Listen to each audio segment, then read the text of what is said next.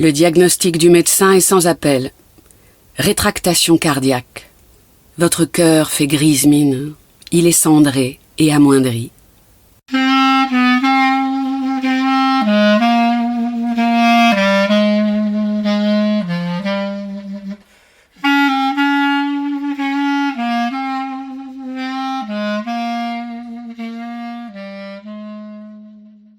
La revue Rue Saint-Ambroise et l'association Rue du Conservatoire vous proposent Corazón Ceniciente de Françoise Cohen.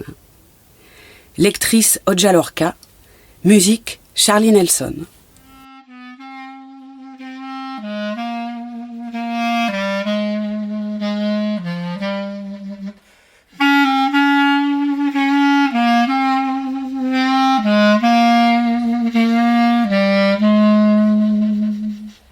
En te réveillant, tu la reconnais, cette sensation familière et désagréable.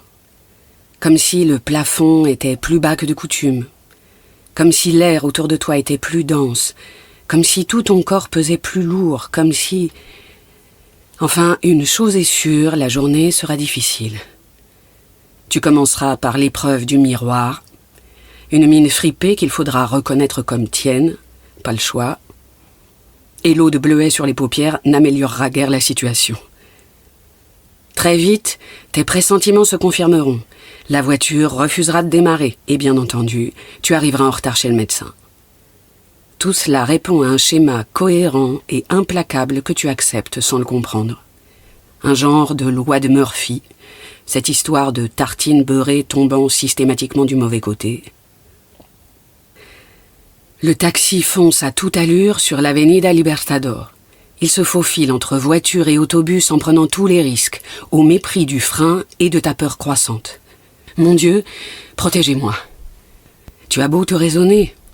À Buenos Aires, ils conduisent tous comme ça. Il n'y a pas à s'inquiéter.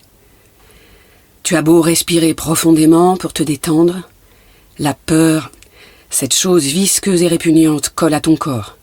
Tes mains humides s'agrippent au siège. Deuxième feu brûlé, un pincement au cœur. Suivant une technique éprouvée, mais insuffisante aujourd'hui, tu regardes de côté. Penser à autre chose. Se détacher du présent, pas facile. Maintenant, le chauffeur use du klaxon comme d'une sirène pour avertir du passage de son bolide, autre habitude argentine. Tu devrais lui dire d'aller moins vite. Crier que tu es malade. Tu devrais oser. « Señor !» Une violente secousse te rejette sur le dossier, feu rouge. Tu reconnais l'Avenida Alvear et la splendeur des boutiques de luxe rutilantes sous le soleil. Un vendeur de couteaux s'approche de vous. D'où vient-il ? Tu ne l'as pas vu se faufiler entre les voitures. Le soleil le fait cligner des yeux, tandis que les lames de couteau lancent des éclairs. La grimace du vendeur, son aspect misérable, ses couteaux en feu te projettent dans un scénario catastrophe. Le vendeur se jetant sur toi avec rage et te tranchant la gorge avant que tu n'aies pu résister. Le sang coulant à flots. Feu vert. Tu as fermé les yeux, épuisé par l'émotion. Pourquoi souffrir tant ? La peur a bondi comme un diable de sa boîte, et te voilà à sa merci, moite et affaiblie. Mais que se passe-t-il ? Le chauffeur s'est tourné vers toi et te dévisage avec stupeur et agacement. Tu remarques alors que vous êtes arrivé.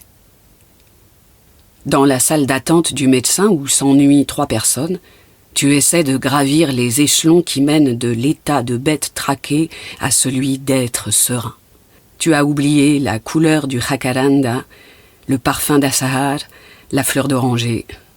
Tu te réfugies derrière un magazine composé pour l'essentiel de photos de femmes en maillot de bain, au corps désespérément parfait, au sourire factice et arrogant. Ces créatures te narguent, toi et tes kilos en trop, tes ongles rongés et tes allures de collégienne attardée. Elles, les reines de la séduction, du plaisir, du bonheur peut-être. Le diagnostic du médecin est sans appel. Rétractation cardiaque. Votre cœur fait grise mine. Il est cendré et amoindri. Tu trouves que ce n'est pas un vocabulaire très médical. Après un temps d'arrêt, il demande Êtes-vous heureuse ? Tu ne sais pas quoi répondre. Des raisons de vous sentir triste dernièrement ? Face à tes balbutiements, il semble perdre patience et prescrit des séances de thérapie holistique, en omettant de t'expliquer de quoi il s'agit. La consultation est terminée.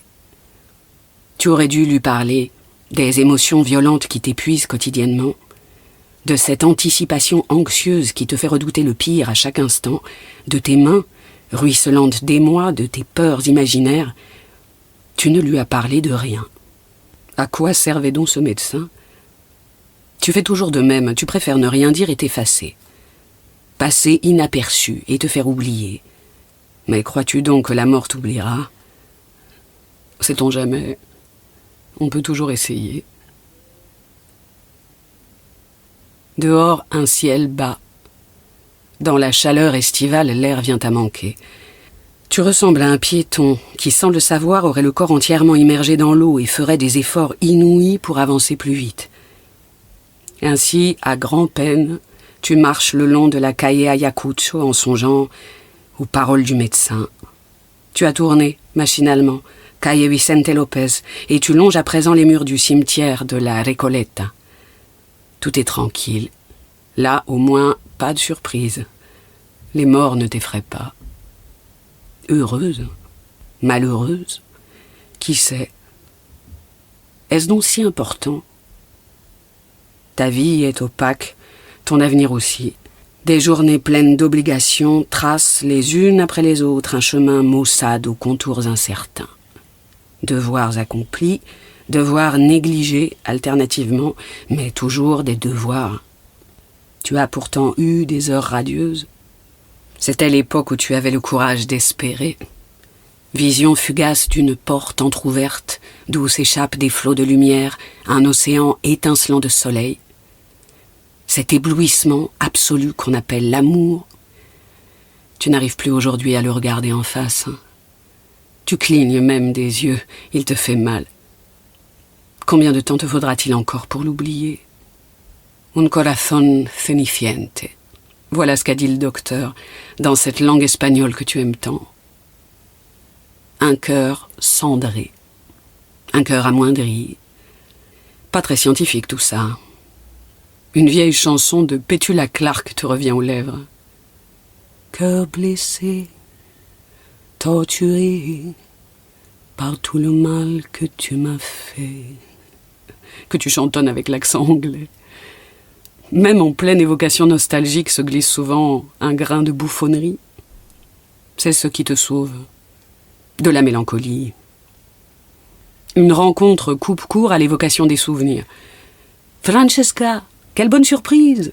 crie de loin ton amie Anna, un sourire charmeur sur les lèvres.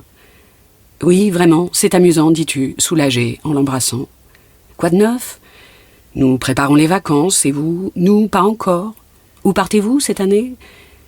La conversation continue sur ce ton. Ensuite, Anna te propose de te raccompagner en voiture. Le retour en taxi t'est ainsi épargné. Chemin faisant, sur l'Avenida Libertador, vitres baissées et cheveux au vent, vous parlez des enfants, des maris, de son chien, de ton jardin.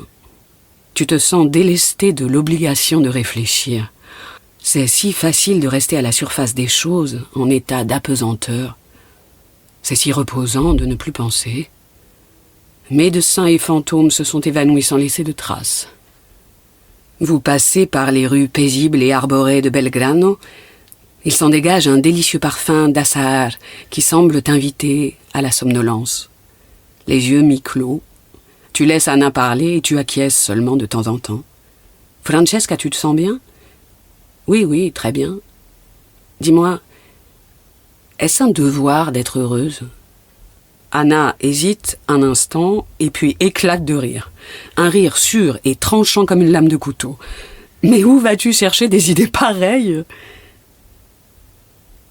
Il suffit de rester à la surface des choses, sans intérêt, sans plaisir ni douleur. Il suffit de se laisser porter par le temps à l'autre bout de la vie, là où plus rien n'est possible. C'est vrai. Où vas-tu chercher des idées pareilles ? Et d'abord, est-on vraiment maître de ces idées ? D'où viennent-elles? Cela importe peu. Tu essaies de t'en convaincre, tandis que des deux côtés de la voiture, les maisons défilent silencieusement, à reculons. Tes idées à toi ne connaissent pas de limites. Alors que tu te sens coincé, attrapé au piège d'une vie quotidienne ennuyeuse, elles germent et se développent en toute liberté. Cela a toujours été le cas.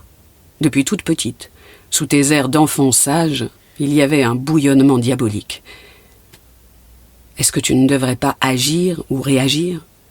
Est-ce que tu ne devrais pas donner un coup de pied dans le décor immobile de tes jours? Tu découvrirais peut-être que ce n'est qu'un simple décor en carton-pâte. Pousser un cri strident pour transpercer le silence et la quiétude qui t'étouffent, approfondir ton souffle et élargir ton cœur, dire enfin non lorsque tu n'as pas envie de dîner chez Horacio et Maribel ou de passer le week-end avec des gens qui ne te sont proches d'aucune manière. Tu avais tant de rêves, Francesca. Les as-tu oubliés? Tu décrirais le monde avec des mots ou des couleurs. Tu chanterais à perdre haleine pour vibrer de cette musique qui t'habite corps et âme. Tu aimerais passionnément.